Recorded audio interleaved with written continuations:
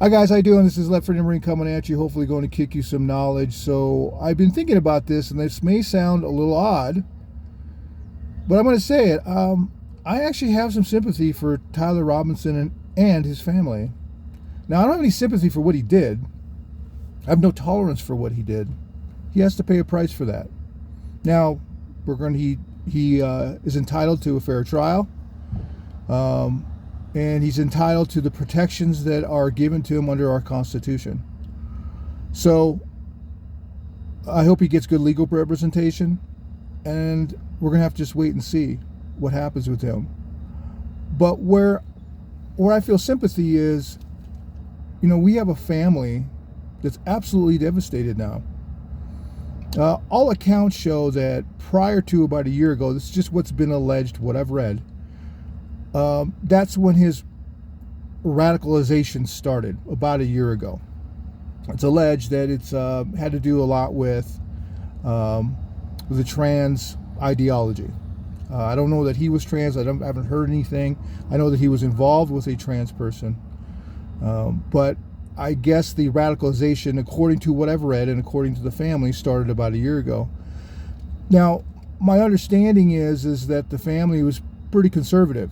It's been alleged and reported that the father was a MAGA type of guy, so I would probably have quite a bit in common with him from a political standpoint. I don't know the guy, so I can't say what else we would have in common.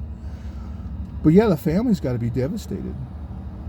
Their entire world has just been rocked.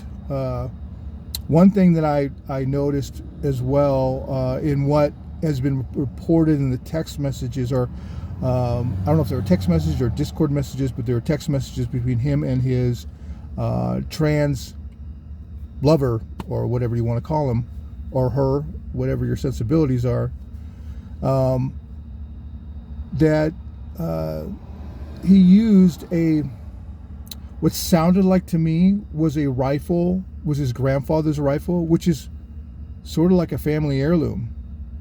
My understanding, from what I've seen, what I've read, is that the grandfather wanted to know where this rifle was. I think what was going on is that the news had put pictures out about this rifle, and this rifle was rather unique, and it sounds like it was a Mauser 30-06, I believe, and it sounded like the family saw pictures of it and they want to know where this rifle was. And he wasn't able to tell them because he had admitted that he had done the deed. But yeah, like I said, the family's got to be devastated. I can't imagine right now what's going on with them, how they feel.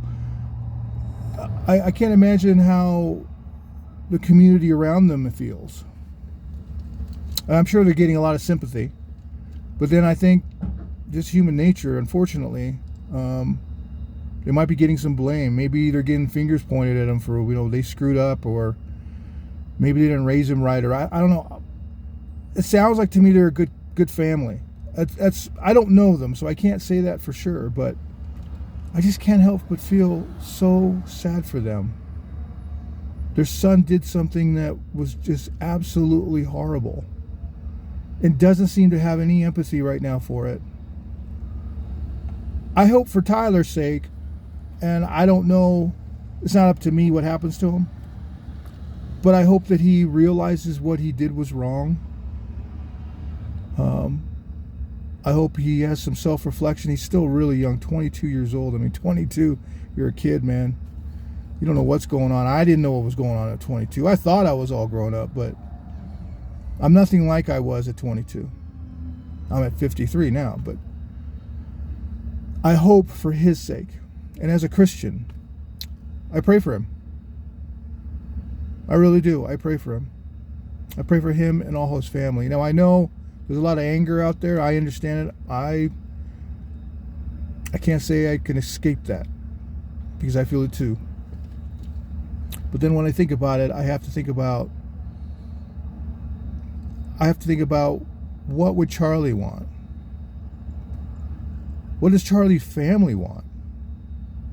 I don't know. Maybe they feel differently than I do. Maybe they do have empathy for Tyler. Maybe they don't want him to get the death penalty. Maybe they do. I'm kind of leaning more towards, hey, look, you did something, you have to pay the price.